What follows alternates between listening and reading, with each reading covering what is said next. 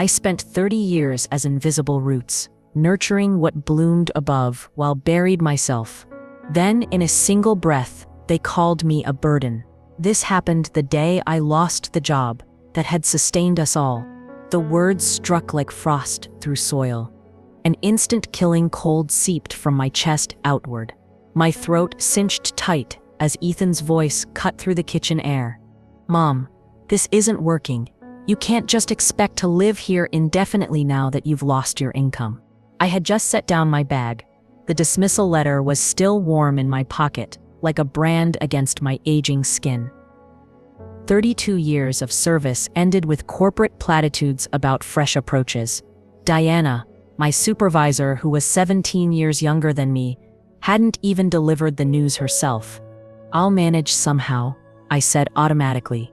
These were the same words I'd used when Ethan needed specialized treatments insurance wouldn't cover, the same words when the transmission failed, the same words when his college tuition bills arrived. Nicole exchanged a glance with Ethan. A decision already made. "The thing is, Margaret," she said, using my name rather than Mom, "we're thinking about starting a family soon. We'll need the extra room. The guest room. My room." The small space they had grudgingly offered when I sold my condo to help with their down payment, $67,000 from my retirement savings, now lived in these walls. This left me just $23,400 at age 58. "I see," I said, my voice hollow. "I can look for a smaller place while I job hunt." Nicole's laugh hit like gravel against glass. "Job hunt? At your age? Be realistic." The words struck physically, a dull impact to my sternum. My spine curved inward, my shoulders hunched as if to shield vital organs. I had spent 45,000 hours caring for seniors professionally. I watched society discard them. Now I was being similarly composted. "You could move into a senior residence," Ethan said. His tone brightened with what he clearly thought was helpful. "Some have work programs where you can offset costs by helping with, cleaning and stuff." This was my son. I had raised him alone after adopting him at age 1 when no one would take a chronically ill child. I had attended 1,460 medical appointments for him. I had worked double shifts and forsaken music school for him. Now he was looking at me not as his mother, but as a problem to solve. "Well, isn't that something?" I murmured. Quiet irony masked the tremor in my hands. "Mom, be practical," Ethan's voice hardened. "You've got almost no savings. Your job skills are specific. Companies want younger workers." The room tilted. I gripped the table edge. My knuckles whitened. Through the window, I spotted the Japanese maple we had planted. The tree's roots had been bound too tightly in its container. They coiled against themselves in futile search for soil. I had spent hours carefully untangling them, ensuring they could find purchase in their new home. "Let me think about this," I said. "I'm sure I can." "We've already looked into it," Nicole interrupted. She slid a brochure across the table. "Sunny Pines Senior Residence. They have an opening for resident staff. You'd get a discount on housing." I stared at the glossy paper. The scent of its fresh ink mixed with the lingering coffee in my cup. They had planned this while I cooked their meals. While I existed in their periphery. "When would you want me to leave?" My voice emerged steadier than I felt. "Well, actually," Ethan looked at Nicole again. That silent communication that excluded me. "If you could be out by the end of the month, that would be ideal. Nicole's mother wants to help us set up the nursery. 3 weeks." After 30 years, I nodded mechanically. My neck felt stiff as rusted metal. Something cold and hollow expanded in my chest. A cavity filling with ice water. In my room, their future nursery, I pressed my back against the closed door. I slid downward until I sat on the floor. My arthritis announced itself, with a sharp, familiar twinge in my hip. A companion I had ignored for years while taking extra shifts. Behind the thin wall separating my room from theirs, voices carried with painful clarity. "God, that was awkward," Nicole said. "I told you we should have done this sooner." "What was I supposed to do?" Ethan replied. "It's not like I expected her to lose her job, but we're not responsible for her poor life choices." I pressed my hands over my ears. My fingers caught on the silver earrings he had given me last Mother's Day, but the words had already burrowed inside, taking root where they could continue to poison. That evening, I sat at my small desk, checking my work email out of habit. An out-of-office message from Catherine Reynolds, the owner who had recently retired, caught my eye. I hadn't known she was ill. My phone buzzed with a text from Eleanor, my one true friend. She asked how the day had gone. I couldn't answer yet. I couldn't bear to put the betrayal into words that would make it real. Through the wall, Nicole spoke to her mother. "Just a matter of finding her someplace appropriate. I mean, we can't be expected to support her." I sat motionless in growing darkness, not bothering with a lamp. My chest felt hollow, scraped out. All these years, I had been invisible roots, anchoring others while remaining buried. Now I was being torn from the ground entirely, exposed and discarded. What they didn't realize, what no one had bothered to see, was that some roots eventually break through the surface. Some roots become the strongest part of the tree. I just didn't know yet how mine would. My first day at Lakeside Care Center, 32 years ago, I arrived early. Morning light filtered through tall windows, casting warm rectangles across polished floors. The weight of my new ID badge pressed against my collarbone. The crisp fold of my unworn uniform felt strange. And most vividly, the resonant tones of a piano drifted from the recreation room. I followed the sound, drawn by Debussy. An elderly woman with translucent skin and gnarled hands played with surprising dexterity. Without thinking, I began humming along. She turned, smiled, and gestured for me to join her. "You know this piece," she said, not a question but a recognition. I studied music before. I trailed off, not explaining the sudden life change that had redirected my path from Juilliard to elder care. "Before life intervened," she finished, nodding. "I'm Evelyn. Play with me?" My fingers found the keys, naturally. Muscle memory took over. We played together, her expertise compensating for my rust for 10 minutes. I remembered who I had been before becoming Ethan's mother, before becoming roots instead of branches. That day, I developed my first innovation, music integration therapy for dementia patients. Structured sessions triggered memory pathways. They reduced agitation. They created moments of lucidity. I documented everything meticulously, tracking improvements with standardized assessments. "You have a gift," Catherine Reynolds told me after observing a session 6 months later. She was the facility owner, a sharp-eyed woman in her 60s who rarely offered praise. Not just for music, but for seeing the person inside the patient. My protocol reduced psychotropic medication use by 32%, cutting pharmacy costs while improving quality of life. This was the kind of dual-benefit healthcare administration notices. Within 2 years, I was promoted to coordinator, overseeing care approaches while developing new programs. I still took late shifts twice weekly to cover childcare costs for Ethan. Single motherhood meant constant financial calculation. The babysitter charged $8 per hour. My additional shift paid $12 after taxes. The $4 differential barely covered gas, but that $32 weekly meant Ethan could participate in after-school activities. "Why do you work so much?" Ethan asked once, around age 9, when I picked him up from a birthday party I'd missed for a shift. His face was smeared with cake frosting, his eyes shadowed with a child's incomprehension of adult sacrifice. "I'll manage somehow," I told him, smoothing his hair. "That's what mothers do." That phrase became my mantra, my shield against the impossible mathematics of single motherhood with a chronically ill child. A cost calculation Ethan never saw. $22,000 for specialized treatments, insurance classified as experimental. $158,000 total for medical care beyond coverage. $84,000 in unpaid overtime, working holidays and weekends to accommodate his needs. Eleanor was the only one who ever called me on it. "You'll manage somehow," she echoed one evening when I canceled our standing coffee date for the third time. Eleanor taught music at the local high school and had befriended me after a community concert. "Margaret, that's not a plan.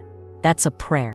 I laughed it off, but she saw through me with uncomfortable clarity. "You're like those root systems that hold entire hillsides together," she said. "Invisible but absolutely essential. The problem is, eventually you'll break apart if you keep taking on more weight." I dismissed her concern. I had a system.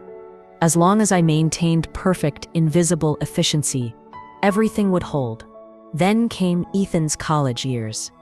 His health had stabilized enough for university, an achievement that justified every sacrifice.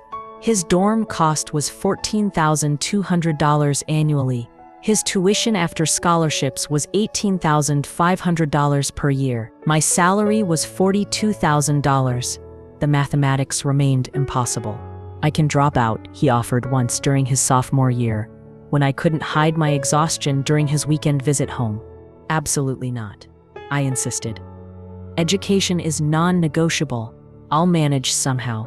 I took on weekend hospice care shifts for additional income. I rented out my second bedroom to a nursing student. I stretched meals, drove my car well past safe repair timelines, and went without health insurance myself for 18 months. The arthritis in my hip began during those years. The pain would wake me at night, a hot coal buried deep in the joint. But I classified it as a problem for future Margaret.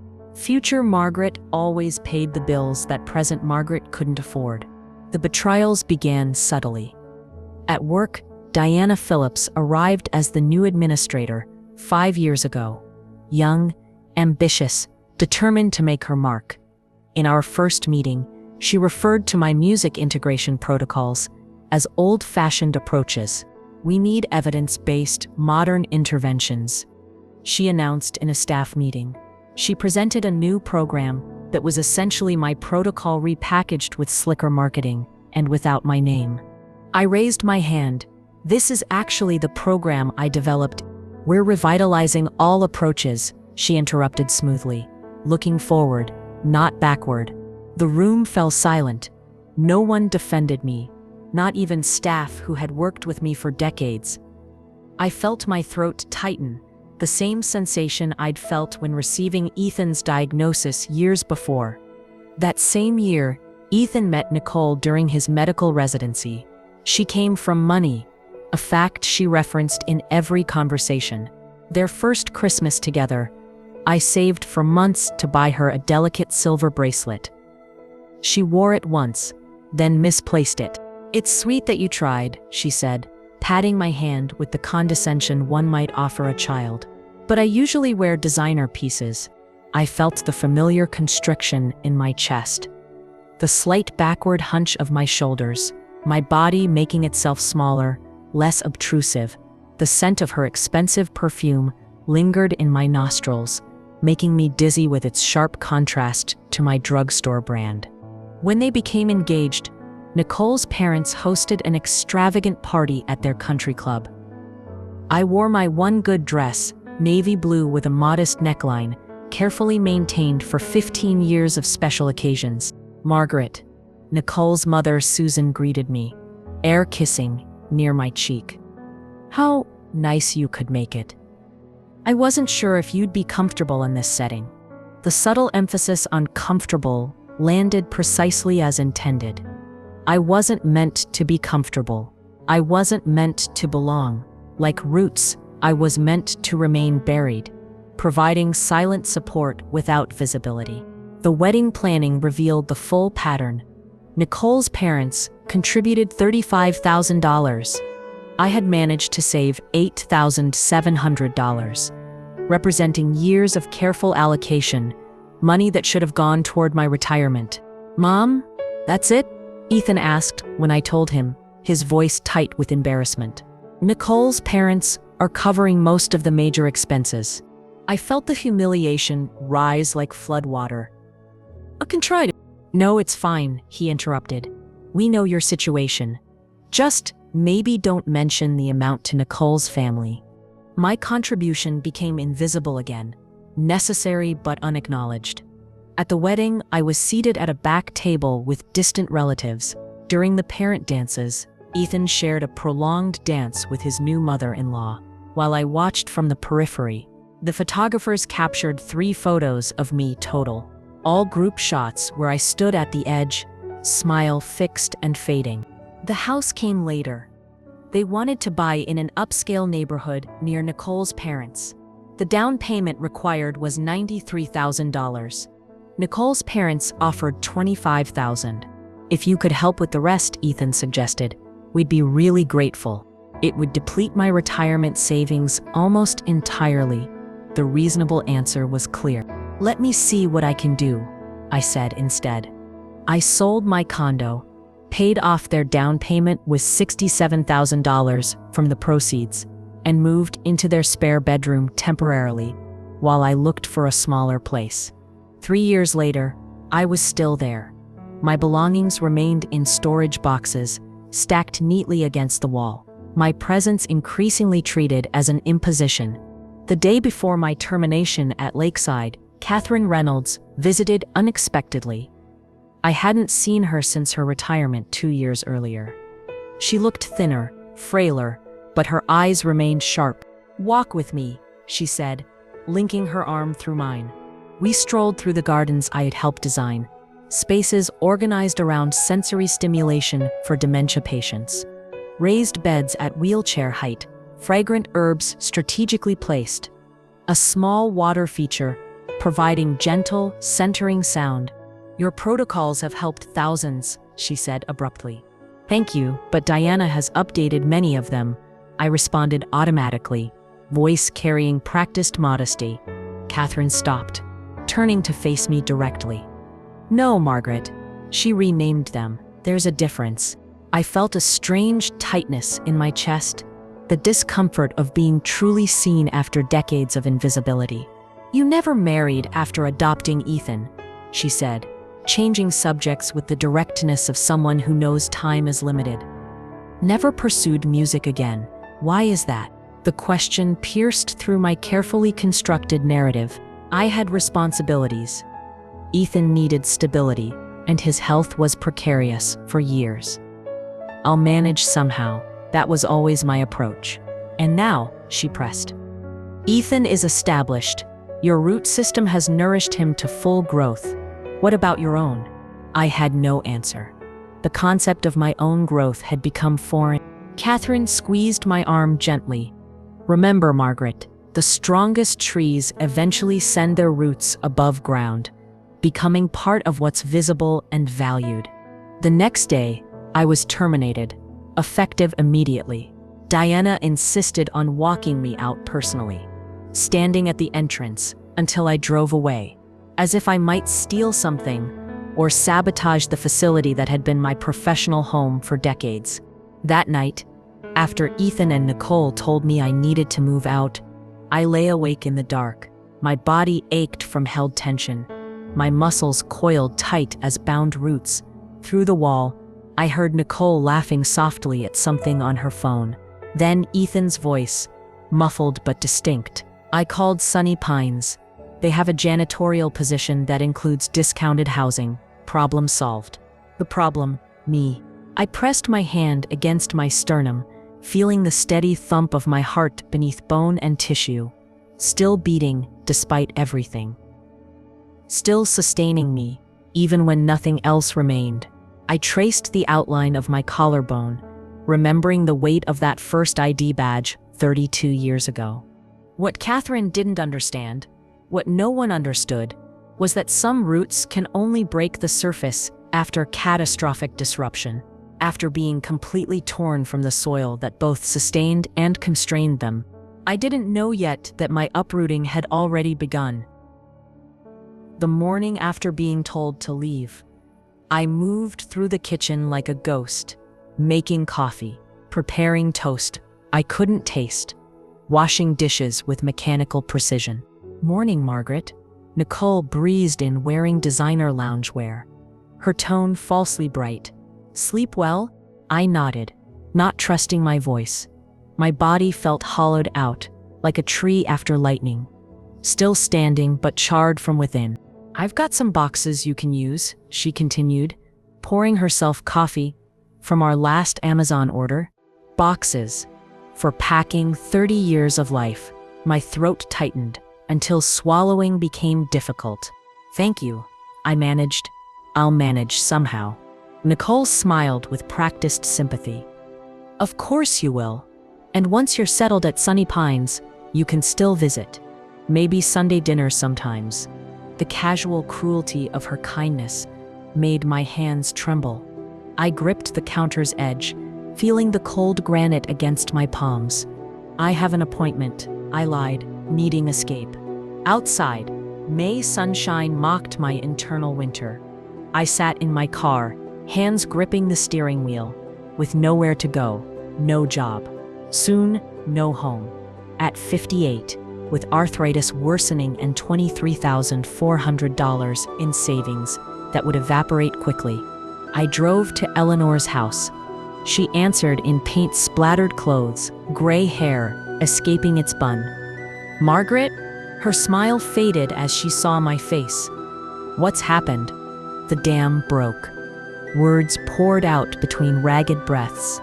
The termination, Ethan and Nicole's betrayal. The senior residence with its janitorial position. My fingers twisted together, pressure building in my chest like groundwater rising after heavy rain. Eleanor listened without interruption, then wrapped her arms around me. "You're staying with me until we figure this out," she said firmly. "No argument. I can't impose." "Stop." She pulled back, hands on my shoulders. 30 years of "I'll manage somehow" ends today. You hear me? It ends now. Something in my chest shifted. A hairline crack in the foundation I'd built my life upon. I felt suddenly lightheaded, as if essential pressure had been released. Eleanor made tea while I composed myself. Her kitchen was cluttered but warm, walls covered with children's artwork from decades of teaching, windowsills lined with thriving plants. The scent of chamomile rose from the cup she handed me, so different from the metallic coffee I'd prepared earlier. "Why did you keep that recording?" I asked suddenly, remembering the video she'd taken of me playing piano at her house 3 years ago. She smiled. "Because someone needed to document your talent. You certainly weren't going to." "It wasn't relevant anymore," I said automatically. "Wasn't it?" She passed me tea in a mismatched mug. "Margaret, you've defined yourself solely as Ethan's mother and caregiving professional for so long you've forgotten everything else you are." I stared into my tea, watching steam rise in delicate curls. "I had responsibilities, yes, and you fulfilled them beautifully. But somewhere along the way, they became your entire identity instead of just part of it." Her words pierced something tender inside me, a truth I'd carefully avoided examining. I'd buried not just my dreams, but my entire self beneath others' needs, convinced that self-sacrifice was the same as love. My phone chimed with an email notification. I ignored it, but it chimed again, and I checked my phone, expecting facility paperwork regarding my termination. Instead, 3 messages from Lawrence and Blackwell, a law firm I didn't recognize. I opened the first email. "Dear Miss Turner, we represent the estate of Catherine Reynolds, who passed away yesterday evening. Miss Reynolds left specific instructions for us to contact you immediately following her death. Please call our office at your earliest convenience regarding an urgent matter." My hand flew to my mouth. Catherine gone. The timing gutted me. Just 2 days after our garden conversation, her words echoed. The strongest trees eventually send their roots above ground. I showed Eleanor the email, my hands trembling. "I need to call them." The attorney was crisp and efficient. Ms. Reynolds updated her will 3 weeks ago, naming you as her primary beneficiary. She was quite specific about her wishes. My pulse pounded in my ears. There must be some mistake. No mistake, he assured me. Miss Reynolds was of sound mind and quite determined. She has left you her estate valued at approximately $8 million, along with specific instructions for its disbursement. The room tilted.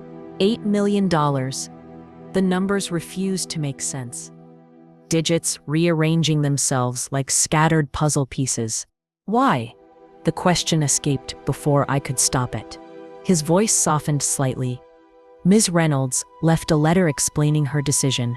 We have it at our office for you to collect in person. I disconnected the call, my phone sliding from suddenly nerveless fingers. Eleanor returned, eyebrows raised questioningly.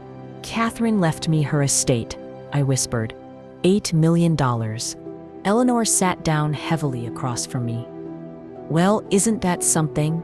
She said, mimicking my understated phrase with wide eyes. A bubble of hysterical laughter rose in my throat. $8 million. Yesterday, I was a burden. Today, I trailed off as realization dawned, unfurling slowly like roots spreading through soil. I wasn't just financially secure, I was wealthy. The power dynamic with Ethan and Nicole, with Diana, with everyone who had dismissed me, inverted completely in an instant. I need to go to the attorney's office, I said, standing on unsteady legs. I'll drive, Eleanor insisted. You're in no state. During the drive, my mind raced with possibilities so vast I couldn't grasp their edges. No more worrying about retirement. No more cramped guest room. No more dismissal of my expertise. At the law office, a manila envelope waited. Catherine's familiar handwriting adorned the front. For Margaret Turner, read in private. I sat at the imposing table, my reflection ghostly in its polished surface, and opened the envelope with trembling fingers. My dear Margaret, if you're reading this, I've finally lost my battle with cancer. Don't mourn me. At 83, I've had a full life and faced death as just another transition. What troubled me in my final months wasn't my mortality, but the knowledge of how thoroughly your contributions have been overlooked. I've watched for years as your innovations transformed elder care, while others took credit. I've observed your unfaltering dedication to a son who gradually stopped appreciating your sacrifices.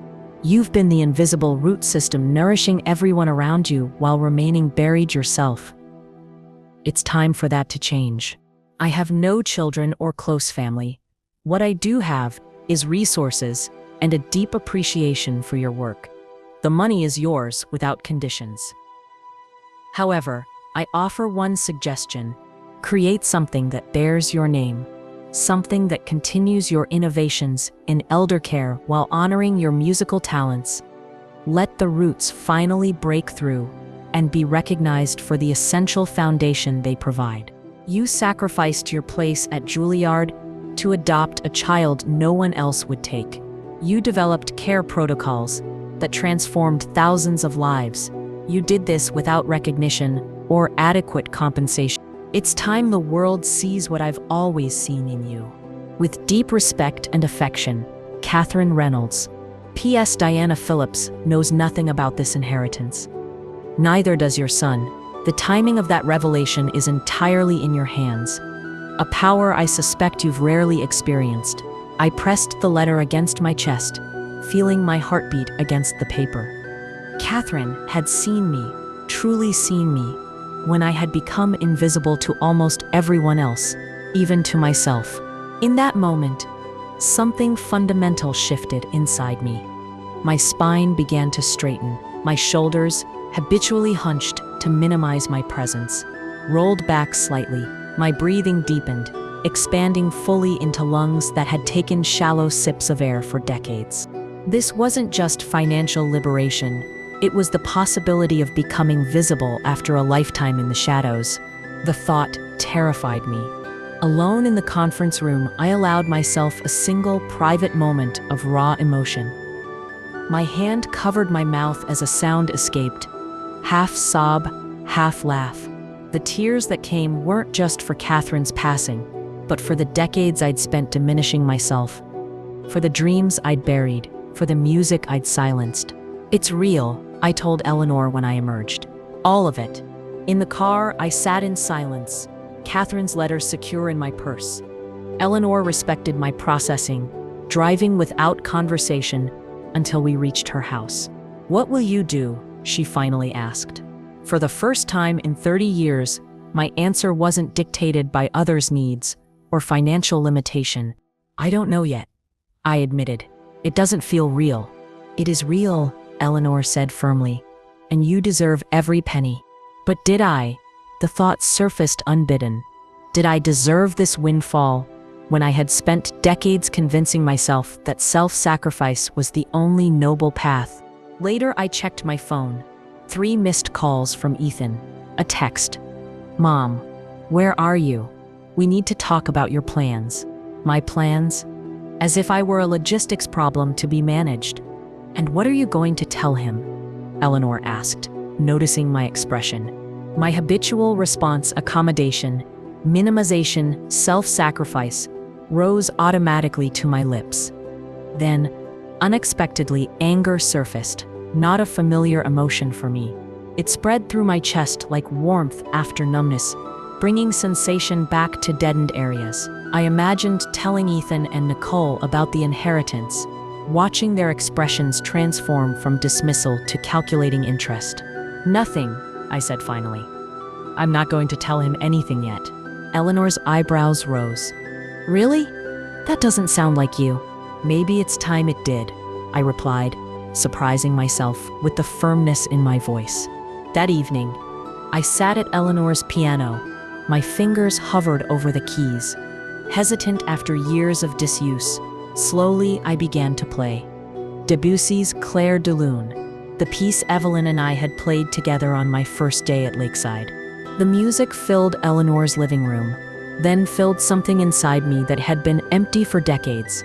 I played with my eyes closed, feeling the familiar rise and fall of melody as a physical sensation in my chest. The scent of Eleanor's lemon furniture polish mingled with the music, creating a sensory cocoon that felt like safety.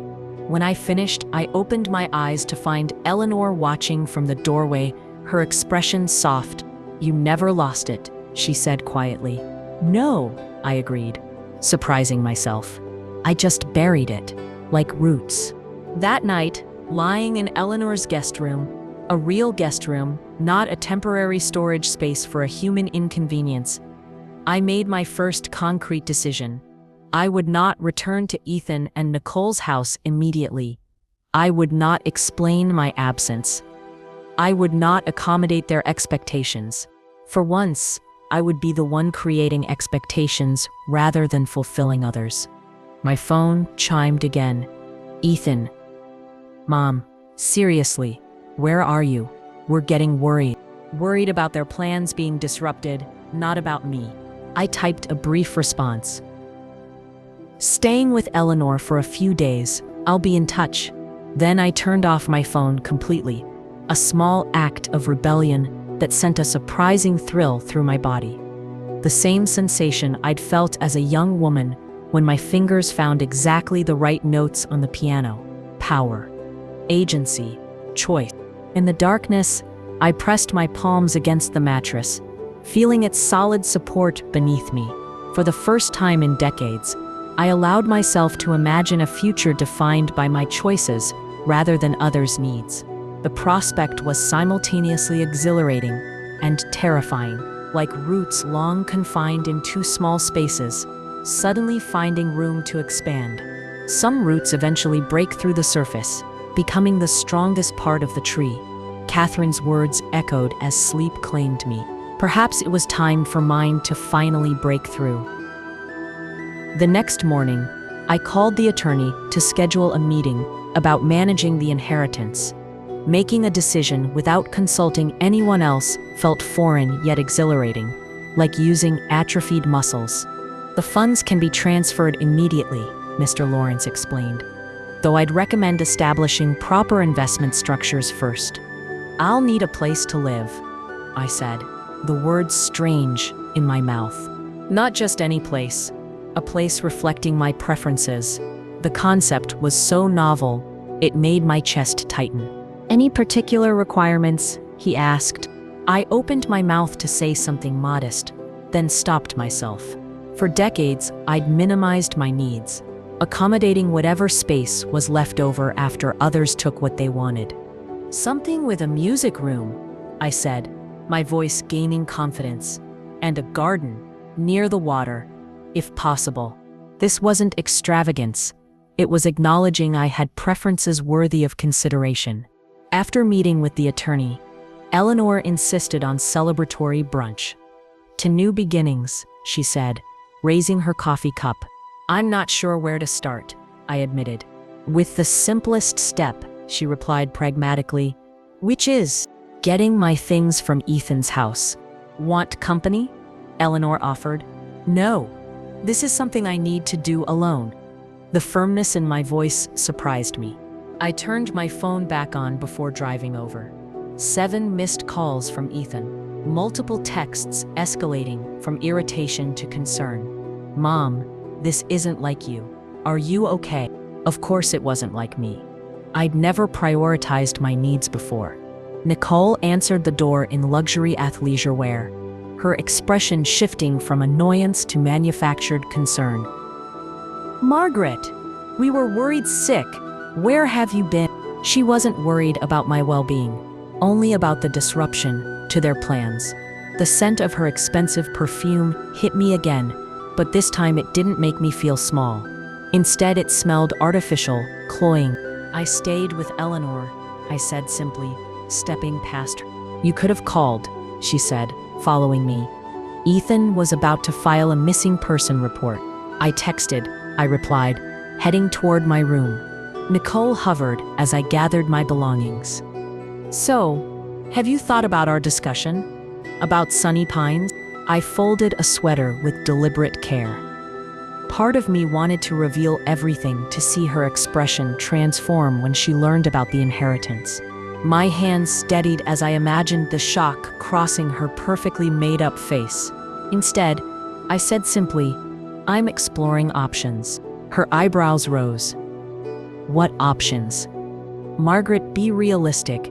Your job prospects at your age are my concern, I interrupted, surprising us both. Not yours. Nicole's mouth opened, then closed. I never interrupted. I never asserted boundaries. Her eyes widened slightly, the first flicker of uncertainty I'd ever seen there. Well, she said finally, tone cooling, Ethan and I need to make plans for this room. We were thinking of having an interior designer come next week. The casual cruelty of it, planning to erase my presence while I was still occupying the space, would have wounded me deeply just days ago. Now it merely confirmed what I already knew. I'll be out by the weekend, I said, continuing to pack methodically. You can do whatever you want with the room after that. Where will you go? She asked, curiosity overcoming antipathy. I met her gaze directly. I'll manage somehow. The familiar phrase emerged with new meaning, not resignation to difficulty, but a statement of capability. My life in their house fit into 4 medium-sized boxes and 2 suitcases, the physical manifestation of how little space I'd been permitted to occupy. The weight of 30 years surprisingly light in my hands. As I loaded my car, my phone rang. Diana, my former supervisor, who had orchestrated my termination, I almost declined. Then curiosity won out. Margaret, her voice held forced warmth. How are you settling into retirement? Is there something you need, Diana? I asked, cutting through pretense. A slight pause. Actually, yes. We're having trouble locating some of your care protocol documentation. The transition hasn't been as smooth as anticipated. Of course it hadn't. She'd erased me without understanding that institutional knowledge doesn't transfer automatically. All my documentation was on the shared drive, I said. Organized by protocol type, Then implementation date. Yes, well, she sounded flustered. Some of the specifics don't seem to be there, particularly for the music integration therapy. We have a state inspection coming up. My automatic response to accommodate, to rescue, to sacrifice my time rose immediately. My throat tightened with the familiar feeling of being needed but not valued. Then I remembered Catherine's letter. I've watched for years as your innovations transformed elder care, while others took credit. I'd be happy to consult, I said carefully. My rate is $150 per hour, with a minimum 4-hour booking. The silence that followed was profound. Excuse me? Diana finally managed. My consultation rate, I repeated. I'm available Thursday if that works for you. Margaret, be reasonable. You worked here for 3 decades. Surely you want to ensure patients receive proper care. I do, I agreed, which is why my expertise now comes with appropriate compensation. After she hung up abruptly, I sat in my car, feeling lightheaded. I had never asserted my value so directly before. The sensation was disorienting, but strangely freeing, like removing a too tight garment worn so long I'd forgotten it wasn't my skin. My phone chimed with a text from Ethan. Mom, Nicole says you're acting weird. We need to talk about your plans. Again, my plans, as if my life were a problem they needed to solve rather than my own to direct. Instead of responding, I drove to meet with a realtor Eleanor had recommended, a woman in her 60s named Judith with extensive knowledge of waterfront properties. $8 million gives you considerable options, she said matter-of-factly after I explained my situation. What's your time frame? Immediate, I replied, surprising myself with the urgency. The third property we visited took my breath away, a Victorian home overlooking the bay, with a solarium perfect for a piano, established gardens, and a small guest cottage convertible to a home office. The asking price was $1.2 million, a sum that would have been inconceivable days ago. It needs some updating, Judith noted as we walked through the kitchen. I ran my hand along the solid wood countertop. It has good bones, I said, like me, aged but fundamentally sound. Standing in the solarium, sunlight streaming through tall windows, I could envision a grand piano in the center. My space, determined by my preferences, not carved reluctantly from someone else's plans.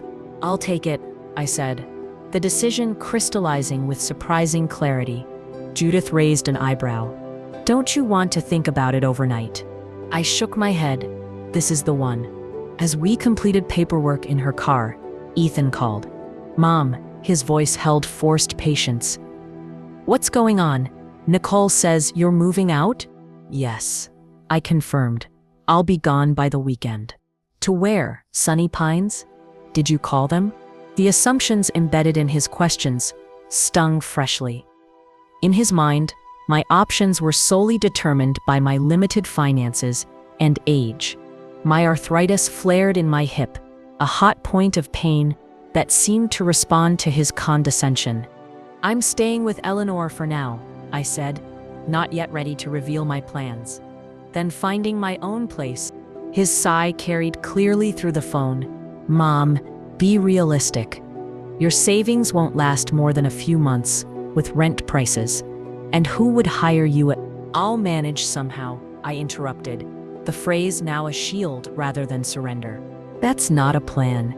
His frustration leaked through. That's what you always say when you're avoiding reality. The irony almost made me laugh. My reality had transformed completely, but I wasn't ready to share that transformation with someone who had so casually dismissed me. I need to go, I said. I have an appointment. After hanging up, I caught Judith watching me with knowing eyes. Family, I explained vaguely. She nodded. Not telling them about your windfall yet? I hesitated, then admitted, no. Smart, she said. Money changes how people see you. Better to get your footing first. Later that day, I met with Catherine's attorney again to discuss foundation creation. The concept still felt surreal, not just managing wealth, but creating something meaningful that would outlast me.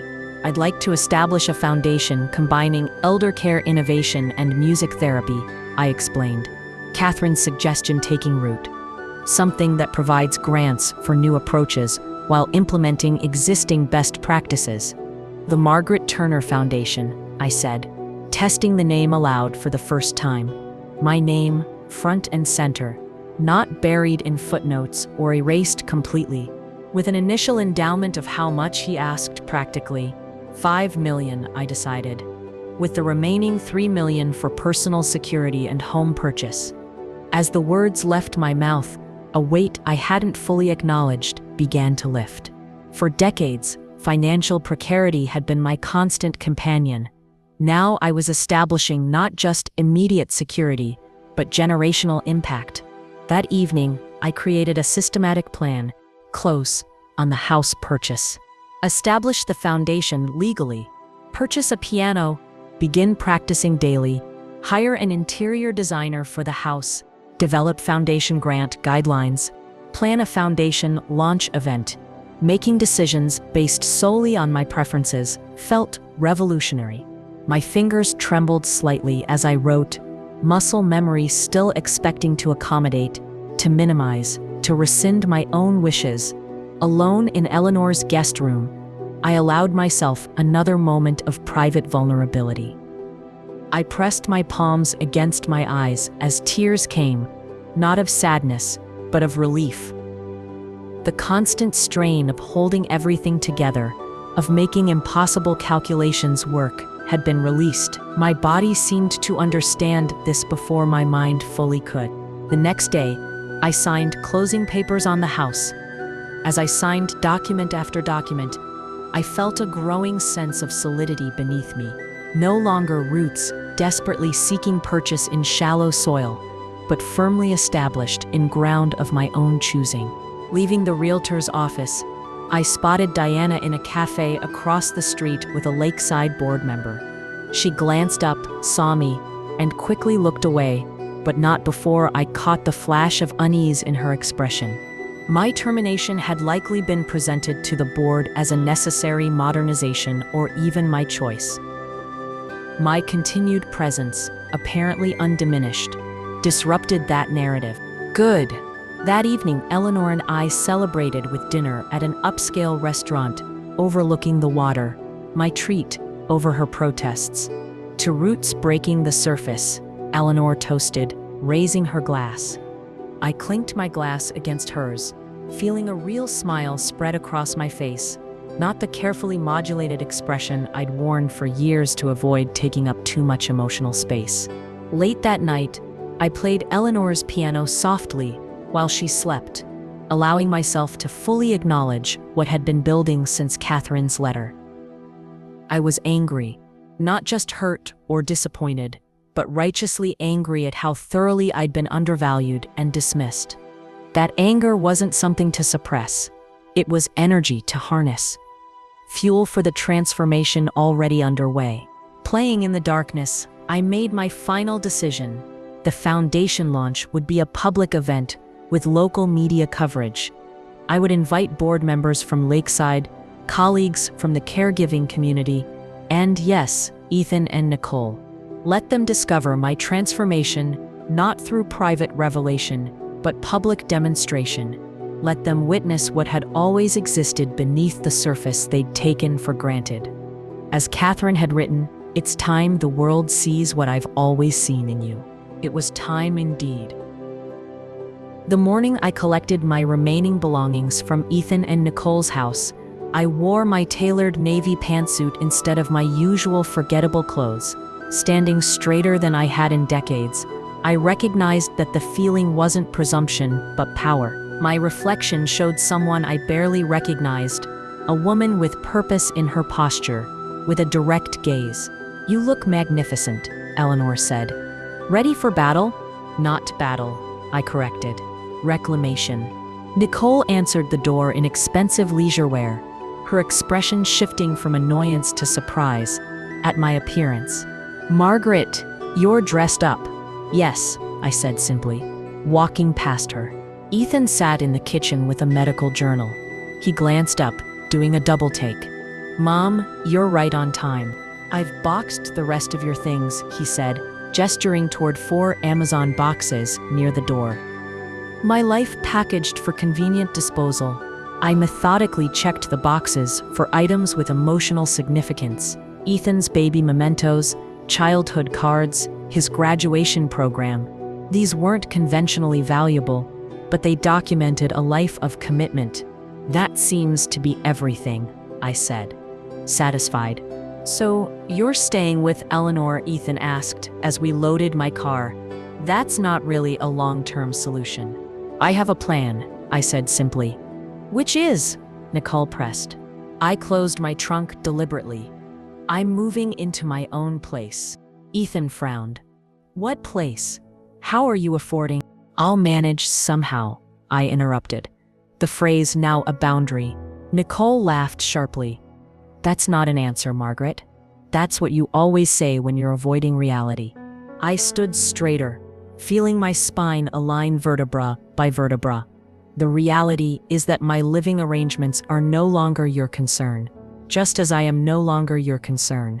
Mom, we're trying to help, Ethan said with forced patience.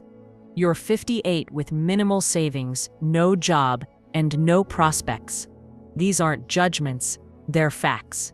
I appreciate your concern, I replied evenly, but I no longer require your input regarding my decisions. Nicole stepped closer, the scent of her perfume now registering as cloying rather than intimidating. This is exactly the problem. You've always lived in fantasy. You need to be practical. My practicality supported this household for 3 years, I responded. It paid $67,000 toward your down payment while you renovated your bathroom for $24,000. Nicole flushed. That was different. We were helping you. By giving me the guest room, I corrected, which you're reclaiming for a hypothetical child. Because we're starting our family. Nicole's voice rose. Younger generations take priority. That's the natural order. The natural order, I repeated softly. Like roots sustaining what grows above while remaining buried. Let's calm down, Ethan intervened. Mom, we care about your well-being. No, I said firmly.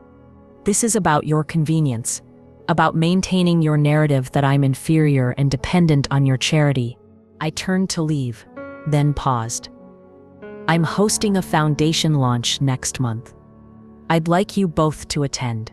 Foundation? Ethan repeated, confusion wrinkling his brow. What foundation? The invitation will explain, I said, driving away with their bewildered expressions in my rearview mirror. 3 weeks later, the Margaret Turner Foundation for Elder Care, Innovation, and Musical Enrichment was established with a $5 million endowment. I'd purchased a Victorian home, ordered a Steinway, and planned a launch event inviting healthcare professionals, board members, and former patients. Diana Phillips was among the first to RSVP, curiosity overriding discomfort about facing the employee she'd discarded. The day before the event, I visited Lakeside, not as former employee, but as foundation director. The receptionist barely recognized me, my transformation so complete from the hunched, accommodating presence I'd been. Margaret Turner, I said, presenting my business card. I have an appointment with Diana Phillips. Diana's office featured awards for programs I had developed. She rose when I entered, her smile tight with uncertainty. Margaret, you're looking well. I was. The physical transformation matched the financial one.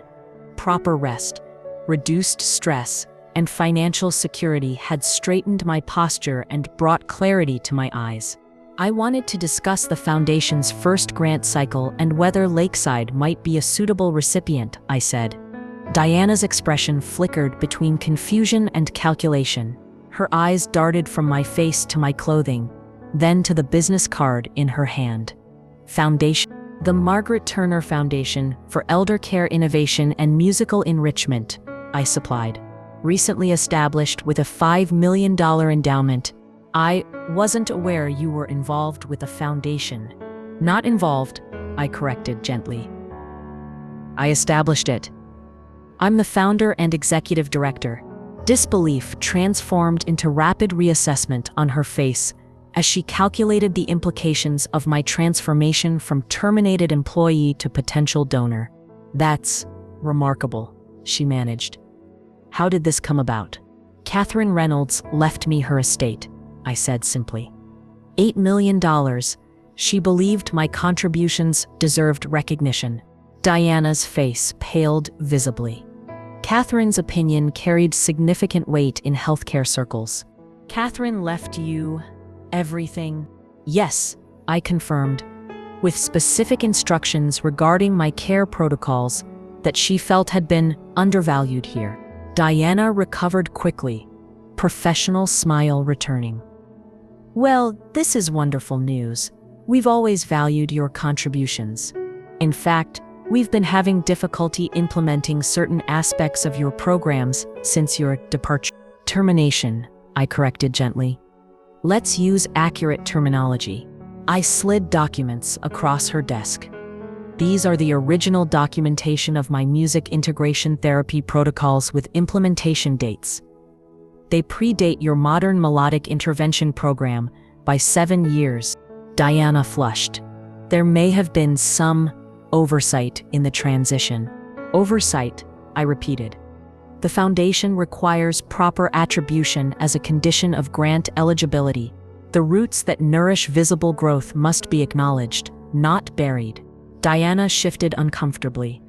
"Of course, we can update our materials to reflect your foundational contributions." "Wonderful," I said, rising. "I've invited several board members to tomorrow's launch. I hope you'll attend." "I'll be there," she confirmed quickly. The foundation launch exceeded my careful planning. The venue displayed the foundation logo, a tree with roots as prominent as branches throughout the space. Eleanor arrived early.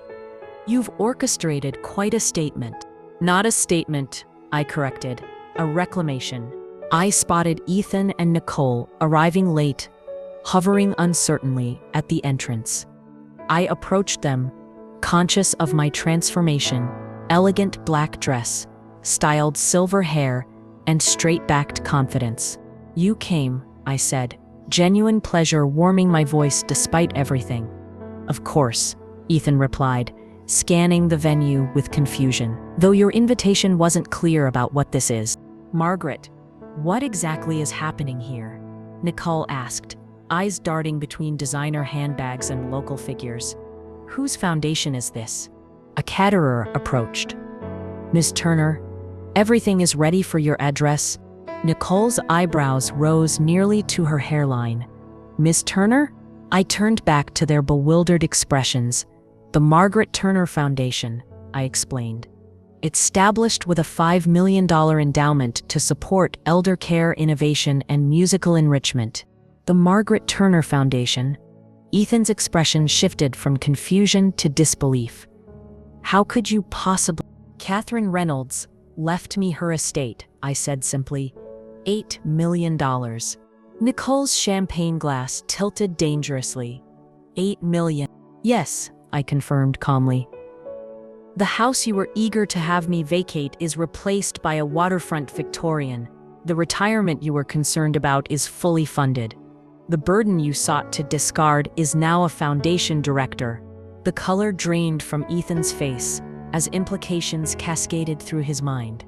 The conversations I must have overheard, the dismissal I endured, the callous discarding of someone who had just become wealthy. "Mom?" he began, voice tight. "We didn't know." "That's rather the point," I interrupted gently.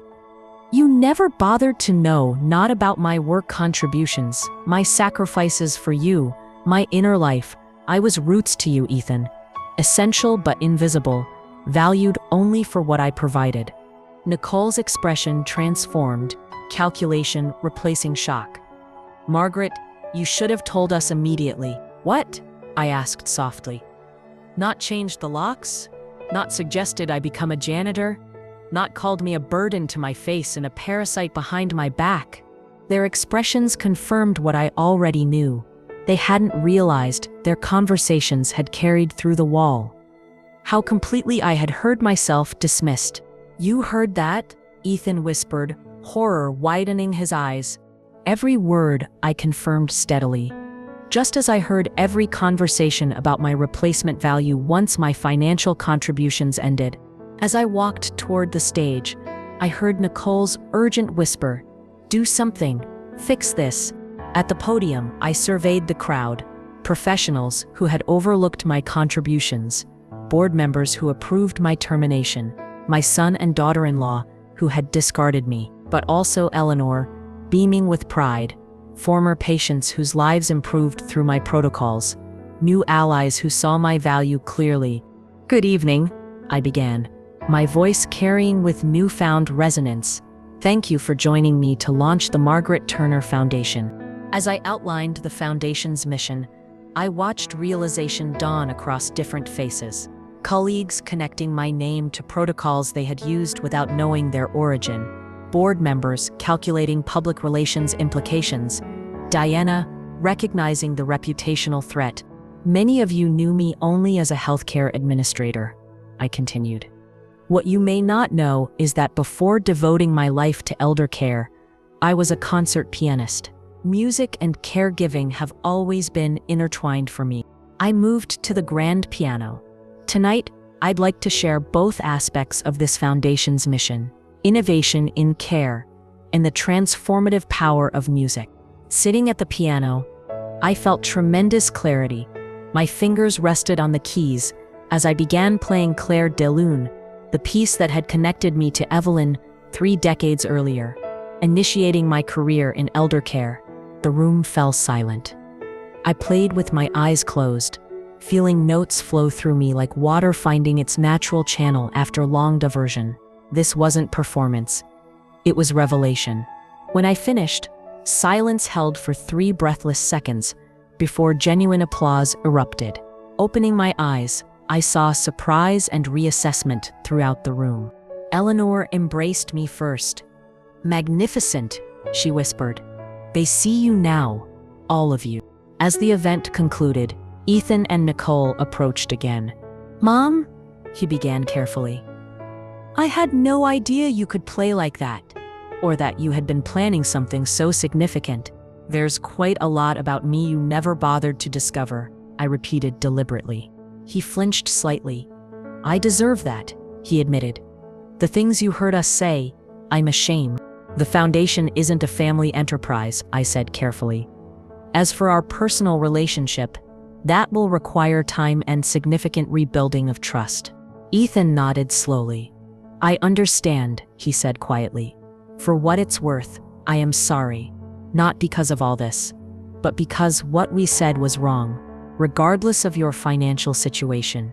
"Thank you for that," I replied, voice softening slightly. "Perhaps we can have dinner next week. Begin the conversation properly." As they left, I overheard Nicole's whisper, "What about getting her to help with the down payment on the lake house?" "Not now," Ethan cut her off, awareness of their dynamic finally dawning. Standing alone after the last guests departed, I surveyed the space.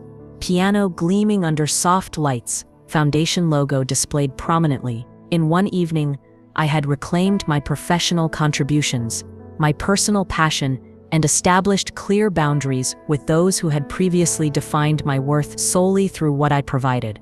Not through confrontation, but through powerful self-reclamation. The strongest roots eventually break through the surface, becoming the most visible part of the tree. Mine finally had. 6 months after the foundation launch, I stand in my solarium, morning light streaming through tall windows, illuminating the Steinway Grand at its center.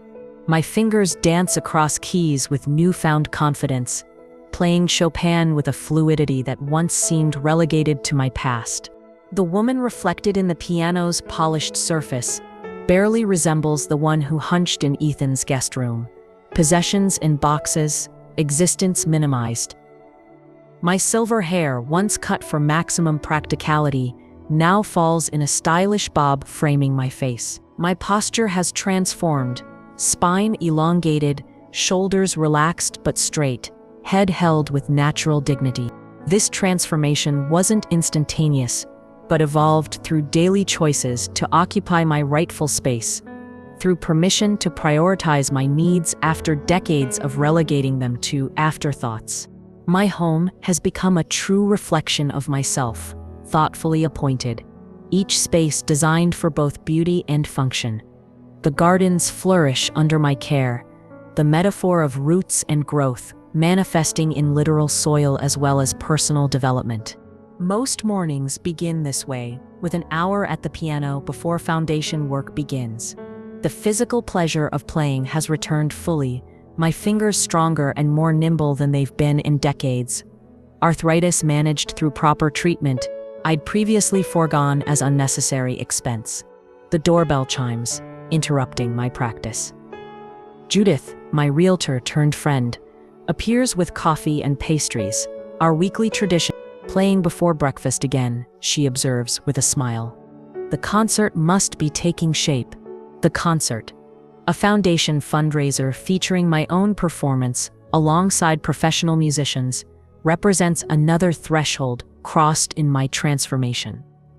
From invisible supporter to visible participant, from root to trunk to flowering branch, it's coming together, I admit, the modesty in my tone now a choice rather than compulsion.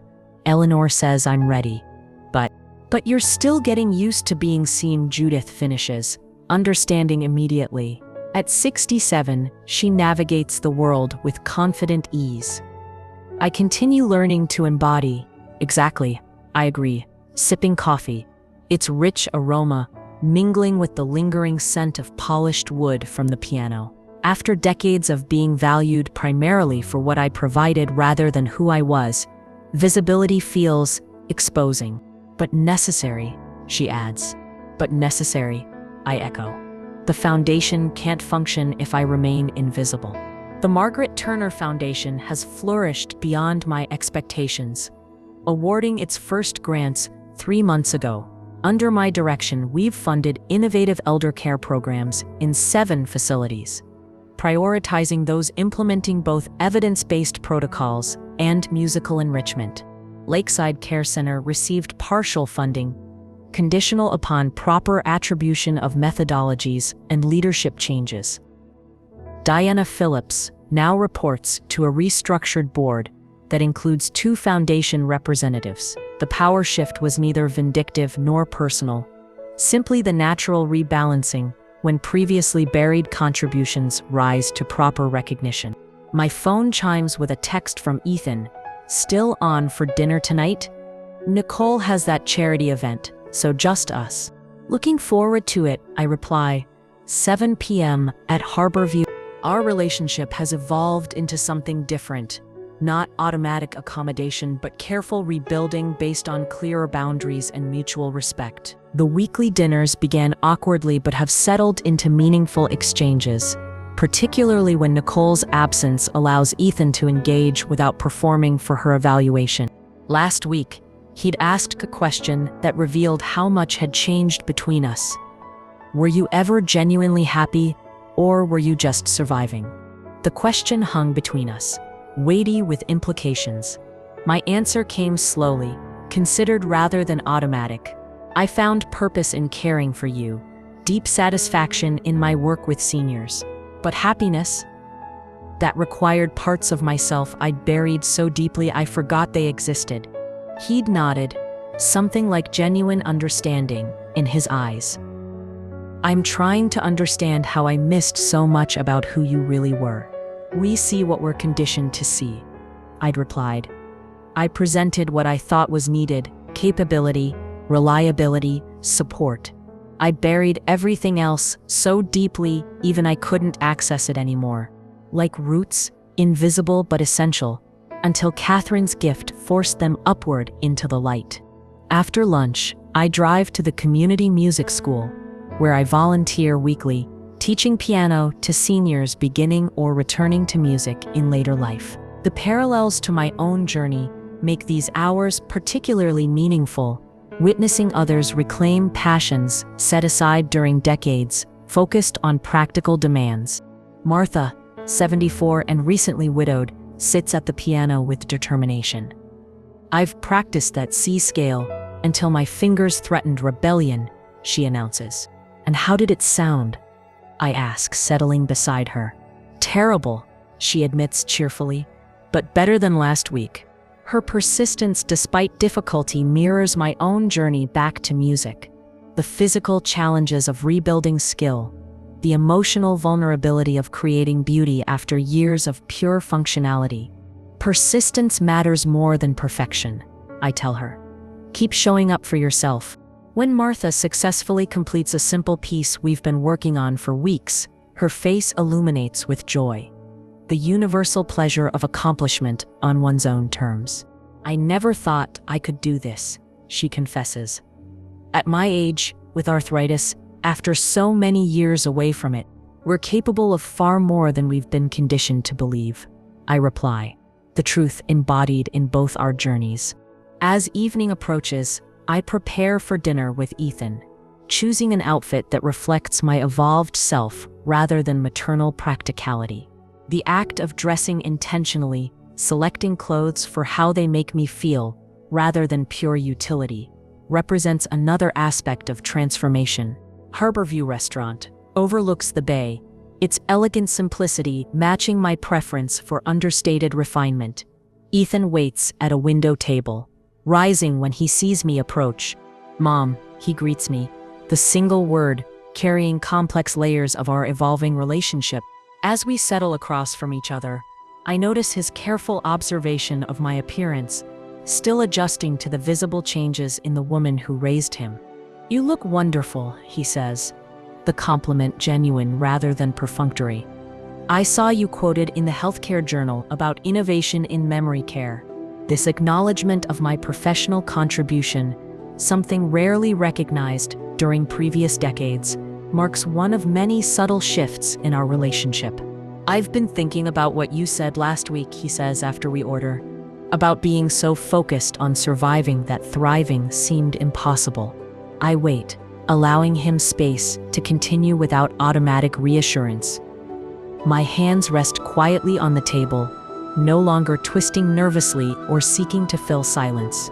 I think I've repeated the pattern, he admits quietly, choosing security over fulfillment, practicality over passion, following the expected path rather than discovering my own. The observation surprises me with its insight. In what ways? I ask, genuinely curious rather than defensively concerned. He sighs, my specialty choice for one. Cardiology made sense logically, prestigious, secure, financially stable, but it's never sparked genuine passion. I always envied colleagues in palliative care, their sense of meaningful connection with patients. This revelation, that my son might have chosen his life path based on external expectations rather than internal calling, creates an unexpected bridge between our experiences. Both of us sacrificing authentic expression for perceived security and others' approval. What would you do differently now? I ask. I might choose differently within medicine. Focus more on whole person care rather than procedural expertise. It's never too late to adjust course, I observe. Redirecting rather than abandoning can honor both investment and authentic desire. Later that night, preparing for bed in my peaceful bedroom overlooking moonlit gardens, I allow myself a moment of private vulnerability. Sitting at my vanity, I trace the lines on my face, no longer seeing them as markers of age to be hidden, but as evidence of a life fully lived, with all its struggles and triumphs. I reflect on the day's varied interactions, each representing different aspects of my transformed life. Professional leadership at the foundation, creative expression at the piano, generative teaching at the music school, evolving family connection with Ethan. Each domain now contains both roots and visible growth, no longer compartmentalized into hidden support and surface appearance, but integrated into holistic expression of my full self. Standing on my bedroom balcony overlooking moonlit gardens, I watch carefully tended plants flourish in soil enriched through thoughtful cultivation, visible growth nourished by healthy, extensive root systems. The metaphor that began with Catherine's letter has fully manifested in my transformed life. Roots no longer desperately seeking purchase in shallow soil, no longer constrained by others' limited expectations, no longer invisible and undervalued despite essential function. Instead, a balanced ecosystem where foundation supports visible growth, where nurturance extends to self as well as others, where value derives from integrated wholeness rather than fragmented utility. Tomorrow brings rehearsal for the upcoming concert, foundation meetings, dinner with Eleanor and Judith, piano lessons with Martha and other seniors reclaiming creative expression. A life filled with purpose, connection, and authentic expression, not despite my age, but partially because of it. The transformation continues daily, not completed, but ongoing. Each choice to stand straight rather than hunch, speak clearly rather than minimize, prioritize authenticity rather than accommodation, reinforcing the fundamental reclamation of selfhood after decades of partial burial. Some roots eventually break through the surface, becoming the strongest part of the tree, not through violence or force, but through persistent growth toward light, through refusal to remain constrained, through reclamation of natural expression too long denied. Mine have done exactly that. Not ending my caregiving nature, but integrating it within a fully expressed self. Not rejecting responsibility toward others, but including myself within the circle of care. Not diminishing what was given, but acknowledging what was sacrificed in giving. Standing in moonlight, I smile at this unexpected flowering so late in life's season. The strongest growth often emerges from the deepest roots.